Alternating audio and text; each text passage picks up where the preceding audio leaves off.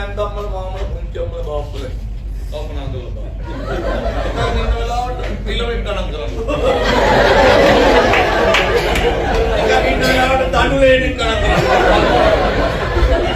දැන් අපි 1990 පාට වෙනස් කරා කල්පනා කරලා බලන්න. අපි ඔත්තේ දවසට මම ජනාධිපති වෙන්නම් රෙට්ට දවසට මම විපක්ෂ නායක වුණා නම් මේ රට තවත් දියුණු කරන්න පුළුවන් ප්‍රාර්ථනා කරනවා. वाले බලනේ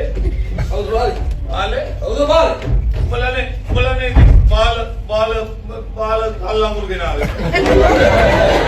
ඔය ජේවින් විකාරක අවශ්‍යකට ගෙන වෙනම මාතක.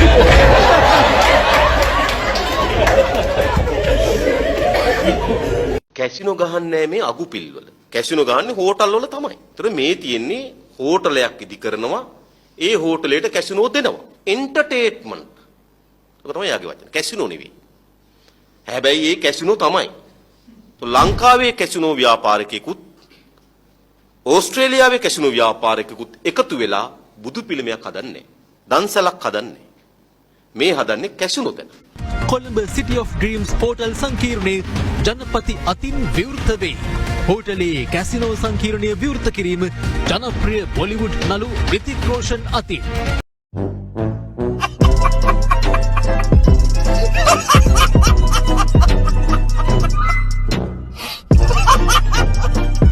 විට අපි තෙල් ටැංකි ඉදිකිරීම වලට විරුද්ධුනේ නැහැ. මේ සිද්ධ වුණේ ත්‍රිමලයේ තියෙන තෙල් ටැංකි 99න් කිසියම් ප්‍රමාණයක් විදේශ රටවලට දෙන්න සූදානමක් තිබ්බා. අපේ ඉන්දියාවට. ඒතර අපේ තරකේ තිබුණේ ඒවා අපිට අවශ්‍ය ප්‍රමාණයට අපිට ඕනේ 10ද 15ද ප්‍රමාණයට පිළිසකර කරලා අපි පාවිච්චි කරමු. නැතුව වෙන රටකට දෙන්න එපා කියලා. හැබැයි දැන් ඔබතුමාලා ඉන්දියාව සමග යම් මේ විදිහට තෙල් මේ ටැංකි ටික නවීකරණය කරලා බෙදා හදා ගැනීම ගිවිසුමකට ලැබිලා තිබෙනව නේද? ඇත්තටම එහෙම ගිවිසුමක් සාකච්ඡා කරමින් ඉඳලා එතකොට ඒ තියෙන්නේ මොකක්ද නේද? අපි සාකච්ඡා කරලා අපිට මේක පිළිසකර කර ගැනීම සඳහා උදව් වෙහින් අරගෙන ඒ උදව් කියලා කියන්නේ නැත්නම් ආයෝජනයක්නේ. ආයෝජනනේ. එතකොට ඒ ආයෝජකයා යම් ප්‍රමාණයක යාලක ප්‍රමාණයක් තියෙනවා අපිට ප්‍රමාණයක් තියෙනවා. ඔතේ ඒ දෙයම නෙමෙයිද කලින් ආණ්ඩු කරන්නේ? ඇත්තටම ගත්තොත් එimhe මේ ලෝක තත්ත්වයක් එක්ක අද ලෝක යුද්ධයක් තියෙනවා. හරි? මැද පෙරදිගයි ඇවිල්ලා තියෙනවා. ඇමරිකාව ඇත්තටම කඩා වැටලා තියෙනවා.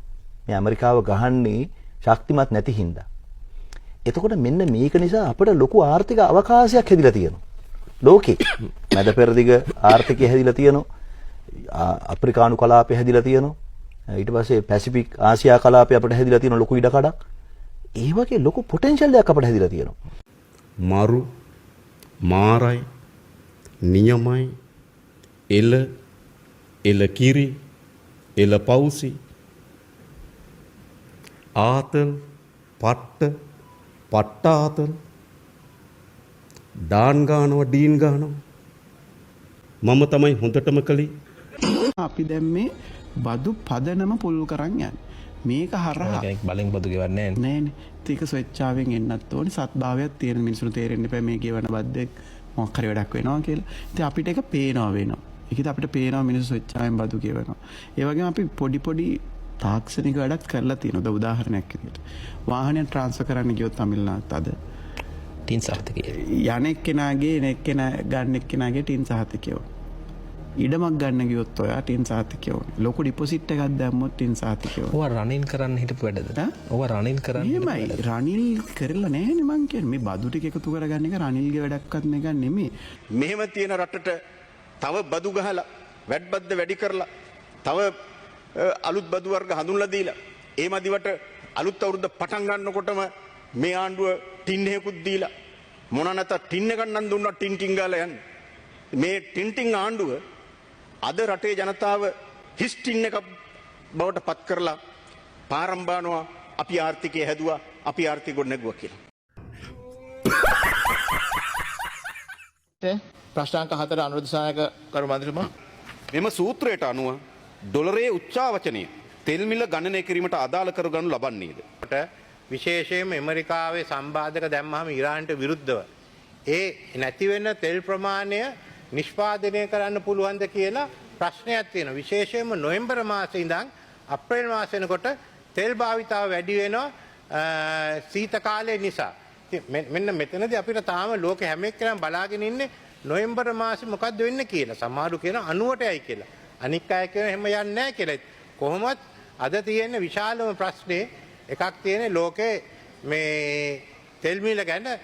තෙල් භාවිතා වැඩි වෙලා තියෙනවා. ඉරානයේ සම්බාධක නිසා තෙල් මිල වෙනස් වෙන්න පුළුවන්. විශේෂයෙන්ම යුරෝපීය සමාගම් ඉරානයෙන් තෙල් ගන්න අකමැති වෙලා තිබෙනවා. කාටවත් නිශ්චිතව කියන්න බෑ තාම මොකද්ද වෙන්නේ කියලා.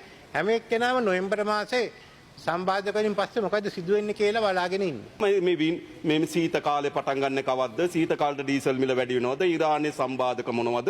ඒව අදාළ නැහැ මෙතෙන්ට. ලෝක වෙළඳ පොලේ තෙල් මිල ඉහළ යාම සිද්ධ වෙනවා. ඩොලරය මේකට බලපෑමක් ඇති කරනවා. හැබැයි මම අදත් කියනවා අදත් පෙට්‍රල් ලීටරයක් වරායෙන් බානකොට මිල රුපියල් 81යි. පැල් එක ගහනවා, ඒ කියන්නේ වරාය හා ගුවන්තොටුපොළ බද්ද ගහනවා 6.712. ඒ වගේම එක්සයිස් ඩියුටි එක ගහනවා රුපියල් 27ක්. පොඩ්ඩක් ඉන්න. හරිද?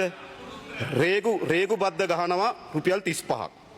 ඒ කියන්නේ රුපියල් 81ක් වෙන පෙට්‍රල් ලීටරයට ගරු නියෝජක කතානායකතුමනි රුපියල් 68.72ක බද්දක් ගහනවා. ඊට පස්සේ ඊළඟට ඩීසල් ලීටරයකට රුපියල් 34.58ක බද්දක් තිබෙනවා. ඒක තමුන්නාන්සලට තියෙන ඩොලරය ඉහළ යනවා නම් ලෝක වෙළඳ පොලේ තෙල් මිල ඉහළ යනවා නම් මිල ස්ථාවර පවත්වා ගැනීම සඳහා මේ බද්දේ යම් වෙනසක් කළ හැකිව තිබෙනවා. මොකද අදත් පෙට්‍රල් ලීටරයක් කොළඹ වරායෙන් බානකොට රුපියල් 81යි. ඒට තමුන්නාන්සලගේ බදු තියෙනවා රුපියල් 68.12ක්. ඒ නිසා තමුන්නාන්සලට පුළුවන්කම තිබෙනවා මේ බද්ද උස් පහත් කිරීම හරහා තෙල් මිල යම් ප්‍රමාණයකට ස්ථාවරව පවත්වාගෙන යන්න. ලෝකාර්බුදයක් වාහනයට තෙල් ටික මේ පුරවගෙන බිසඳන්න බැහැනේ. මේ යුද්ධය යම් මොහොතක නවතිනකම් මේ ඉහළ ගිය තෙල් මිල පහළ එන්නේ නැහැ කියලා තමයි අපේ විශ්වාසය. ඔබට සතුටුයිද දැන්? 50 කනවත් දන්නේ. උදේට 50 මැල්ලුම, රැට 50 හොද්ද. 50 කනවත් දන්නේ. උදේට 50 මැල්ලුම, රැට 50 හොද්ද. අවුරක් ප්‍රවෘත්තිවලට වෙන්නේ නැහැ. රුපියල් 41කට වරායට බාන්නේ කිය. මේ ලංකාවේ වරායට බාලි වල වෙලා තෙල් ලීටරයක් ලංකාව පුරා ගෙනියන්න සකස් කිරීමේ වියදම රුපියල් 13ක් යනවා කියලා පිළිගමු. දැන් පරිපාලන වියදම් ලීටරයකට රුපියල් 2ක් යනවා කියලා පිළිගමු. ඒවත් එකතු කරලා 100ක බද්දක් ගෙවුවා. මීට වඩා මිල අඩු කරන්න පුළුවන්. අන්න එතකොට කල්පනා කරන්න අපි අහන්නේ ආණ්ඩුවෙන් ඒ සල්ලි වලට මොකද වෙන්නේ? රුපියල් 41කට වරායට බාන තෙල් ලීටරයකට 105ක් ආණ්ඩුව ගන්නකොට තෙල් වලට බදු ගහන ආණ්ඩුවක්ද බදු වලට තෙල් ගහන ආණ්ඩුවක්ද මේ ආණ්ඩුව 250ක් විතරයි කරන්නේ. එහෙම රුපියල් 41ක් 46කට බදු ගෙවුවත් රුපියල් 82කට තෙල් ලීටරයක් දෙන්න පුළුවන්. එතකොට රුපියල් 55ක් අඩු ගන්නවා. ආණ්ඩුව කැමති නම් ජනතාව ගැන හිතනවා නම් කල්පනා කරලා බලන්න 100ට 100ක් බදු ගහලා තව රුපියල් 55ක් හොරකම් කරන ආණ්ඩුවක් ජනතාව. වංචා කරන ආණ්ඩුවක් ජනතාව. හංගන ආණ්ඩුවක් ජනතාව. කලබල වෙන්න එපා. රුපියල් 14,000 ගණන් 15,000 ගණන් ගෙවලා ඕන මිලදී ගන්න යන්න එපා. 125ට දීවිල තියෙනකොට 150ට දෙන්න ඕන කියලා තියෙන තනකොළ ටික කෑවා මර ටික කෑවා මේක අර තනකොළ කන වෙලාවේ මේක ගොනා කියන එක අපිට අමතක වුණා.